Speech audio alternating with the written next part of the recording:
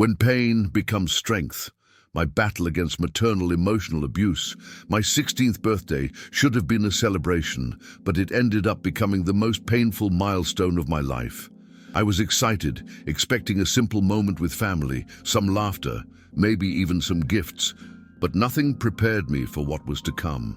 My mother, Camilla, with her cold smile, looked at me as I blew out the candles and said something that still echoes in my mind every day.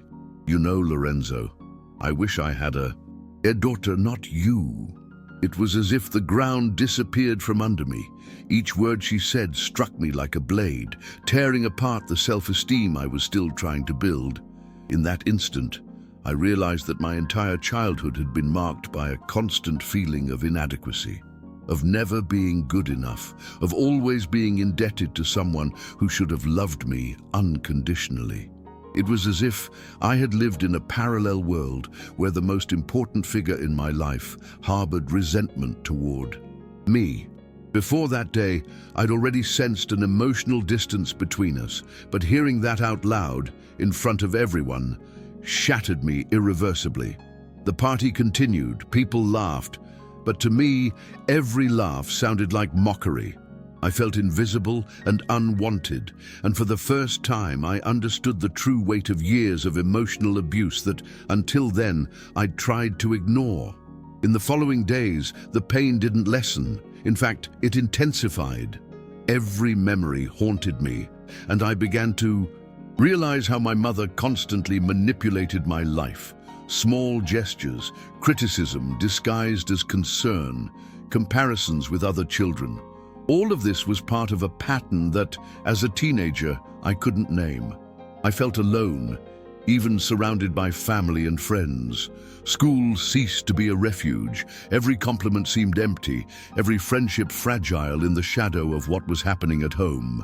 I began to feel anger, but also a deep sadness, a sense of emotional abandonment mixed with a fear of confronting reality. Until, in a conversation with my father, Sergio, I began to realize that perhaps I wasn't alone and that there were other ways to deal with the situation. He listened to me without judgment, without rushing, simply attentively. It was the first time in a long time that I felt someone believed in me, and that, however small, lit a spark of hope. Deciding to move to my Aunt Andrea's house wasn't easy. She'd always been a distant woman in my life, and my mother had cut ties. With her almost a decade earlier, fear of the unknown paralyzed me, and the feeling of betrayal at having to flee home mixed with the urgent need for emotional survival. Every step I took toward the move was accompanied by doubts. What if I was overreacting? What if my mother was right and I was truly inadequate?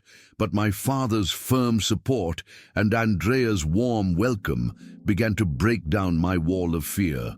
As painful as it was, I began to realize that life could be different, that the world outside my mother's house still held room for affection, understanding, and growth.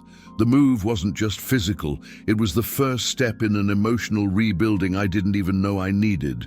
At first, the days were difficult. I felt out of place, as if I were invading a space that wasn't mine, even though I was welcomed with affection. There were times when I missed my old life, and the guilt of abandoning my mother made me question my decisions. Every call I received from her was a mix of veiled threats and attempts at emotional manipulation, and I realized that escaping the physical abuse didn't mean escaping the psychological abuse. That's when I understood that the battle would be twofold, fighting for my well-being and at the same time facing a silent war against the lies and manipulation of someone who was supposed to protect me. Little by little, I began to record every episode, every word, every gesture. Without realizing it, I was building my arsenal for the battle to come. Not just emotional, but legal, social, and public. The most painful part, however, was realizing that the opinions of the community, extended family, and even friends could be manipulated. My mother was a master at creating narratives, at portraying herself as a victim and painting me as ungrateful or problematic. This knowledge paralyzed me for a few days. I felt like giving up, hiding, and simply accepting her narrative. But something inside me resisted. I knew there had to be a truth, beyond my mother's words, that I needed to prove not only to the world, but to myself, that my life didn't need to be defined by emotional abuse. Courage in that moment came not from bravery, but from the exhaustion of living under that weight. I needed to breathe, live, and feel worthy of being loved, even if it meant facing the approaching hurricane. Little by little, I began to realize that life away from my mother's house was not a sea of tranquility, but rather a place of reconstruction and learning. Every call, every message from Camilla was an attempt to reverse my decision, to make me feel guilty. Sometimes her voice carried falsehood, other times anger disguised as concern, and I needed to learn to distinguish emotional attacks from genuine displays of affection. It was painful to realize that her manipulation knew no bounds, and that many people around us could be seduced by her narrative. My confidence was shaken, and each step toward independence seemed to require more strength than I imagined. Yet my Aunt Andrea was there, firm, patient, reminding me that my worth didn't depend on what my mother said. This constant presence began to shift my perception. Perhaps the world wasn't as hostile as it seemed. Perhaps I could build a life away from the abuse, even if it meant facing battles that seemed impossible. With my father's support, I began to understand the need to take concrete action. It wasn't enough to simply flee the situation. I needed to protect my rights and ensure my voice was heard. The decision to seek legal help made me nervous and apprehensive because it meant confronting my mother in a territory she could still try to manipulate. Each meeting with lawyers was a mixture of hope and fear. I needed to recount every abuse, every cruel comment, every gesture of contempt. It was painful to relive these moments, but also liberating to realize that I wasn't just a silent victim. My story had validity and could be used to build a solid defense. I began to record everything in detail, as if each word were a brick in the reconstruction of my life. The hardest moment was when I realized that despite all the planning, the battle would be public. My mother had connections, influential friends, and an incredible ability to manipulate others' opinions. This left me vulnerable, insecure, and for a few days, I considered giving up. Every snide comment, every judgmental look from the community made my confidence crumble. Anger mixed with fear, and I realized that being right wasn't enough. I needed courage. This courage at first was shaky, almost fragile, but gradually, with the support of my aunt and father, I began to understand that facing the truth would be liberating, and that remaining silent would only prolong the suffering. As the process progressed, I began to grapple with emotions that had previously been buried. Anger, sadness, resentment, fear. Each feeling needed to be acknowledged and confronted. I began writing, venting in journals, and talking to trusted friends. I discovered that sharing my experience strengthened me, that there was power in naming the pain. The struggle wasn't just legal, but emotional, and each victory, no matter how small, became a step in my reconstruction. My mother still tried to manipulate the narrative, but I learned to anchor myself in the truth, to defend myself without losing my essence. As difficult as it was, I realized my transformation was underway. Each step toward protecting myself and fighting for my rights made me feel more whole. It wasn't an instantaneous change. The pain was still there, and the shadow of years of abuse still loomed large. But I began to realize that joy, trust, and love could exist outside the reach of my mother's manipulation. The feeling of finally being in control of my own life was liberating. I began to feel capable of confronting not only my mother, but the world, and of building an identity based on respect, self-love, and courage. The beginning of the legal battle was overwhelming. Sitting before lawyers, telling my entire story, and hearing every detail of the abuse I suffered brought forth a mixture of shame, anger, and relief. I felt vulnerable, as if I were opening old wounds for strangers to examine. But at the same time, there was something liberating in finally having my voice heard. My mother, predictably, tried to distort the facts, creating narratives and accusing me of being ungrateful and manipulative. For a moment, doubt began to gnaw at my mind. What if she was right? What if I was exaggerating? Or what if everyone believed her? It was difficult to maintain confidence, but the constant presence of my Aunt Andrea and my father's steadfast support reminded me that the truth carried weight, even when it seemed invisible to the community. Every court appearance, every deposition, demanded emotional strength I didn't even know I possessed. There were times when I considered giving up. The constant veiled criticism, the fear of public judgment, and the pressure of carrying the responsibility of exposing my mother exhausted me. I felt like I was walking a tightrope, afraid of falling, unsure if I could continue. In these moments, anger mixed with despair, and the feeling of loneliness was overwhelming.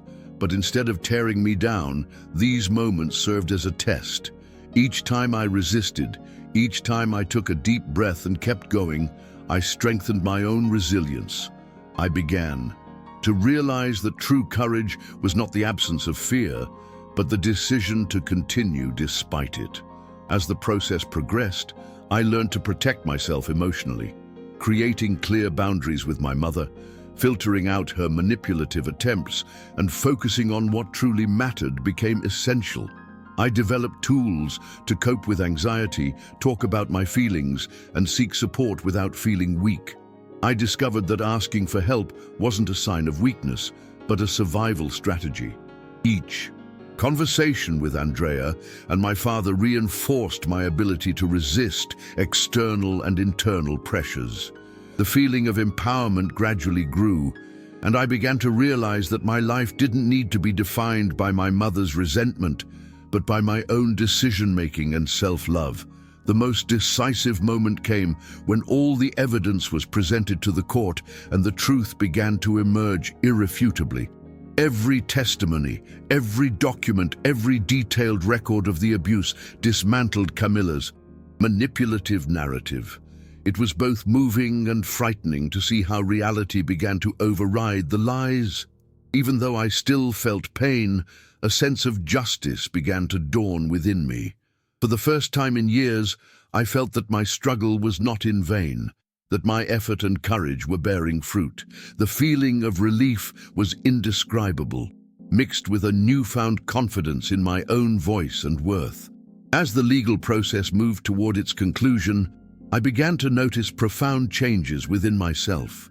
The constant fear diminished, the anxiety became manageable, and my self-confidence blossomed. I still carried emotional scars, but now they would no longer define my identity. I learned that facing the abuse head-on, with support and strategy, was the key to my liberation. The feeling of being in control of my life, of finally being able to build a reality where I was respected and valued, was transformative.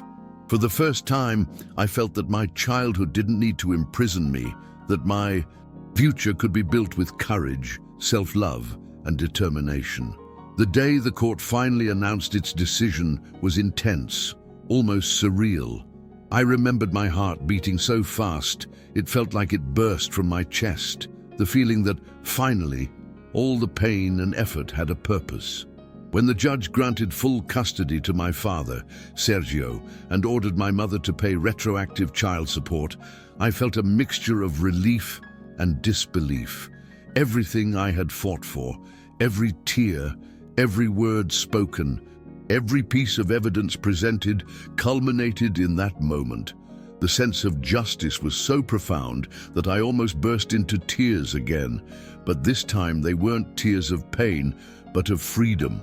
For the first time, I felt I could breathe without carrying the weight of maternal abuse and the constant manipulation that had marked so many years of my life. In the days that followed, I began to notice concrete changes in my daily life. It wasn't just the legal victory, but the feeling of control over my own destiny. I could make choices without fear of emotional retribution. I could chart my own path without feeling guilty about who I was.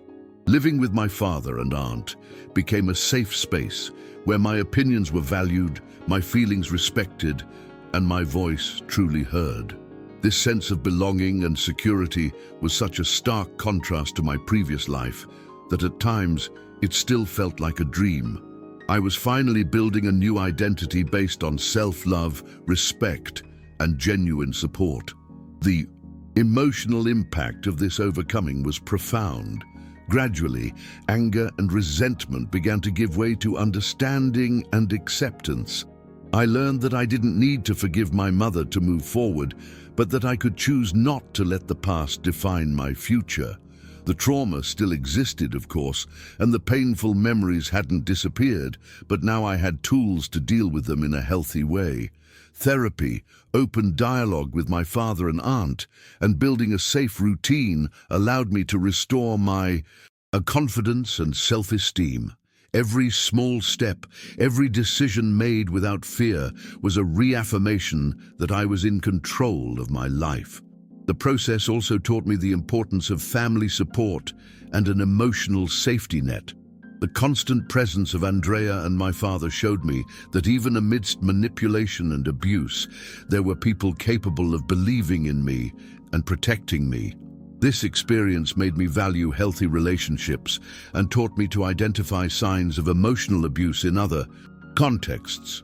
Furthermore, I realized that my own story could inspire other young people facing similar situations. The courage to stand up, to fight for one's rights, and the strength to seek help can transform lives, even when all seems lost.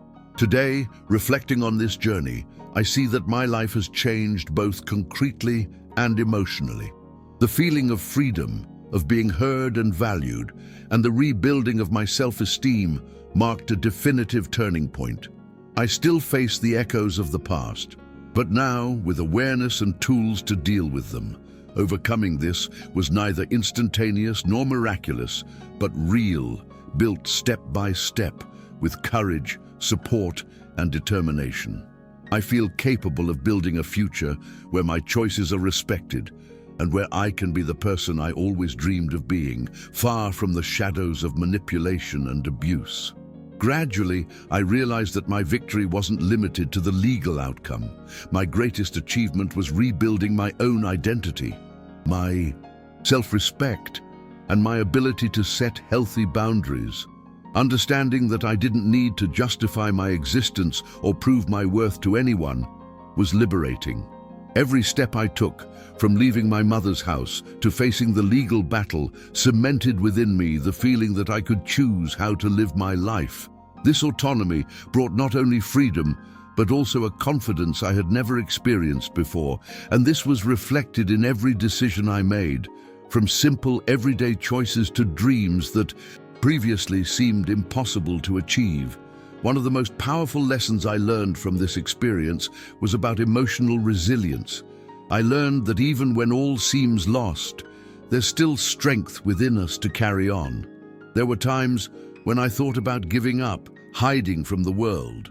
But each time I took a deep breath and kept going, my courage grew stronger.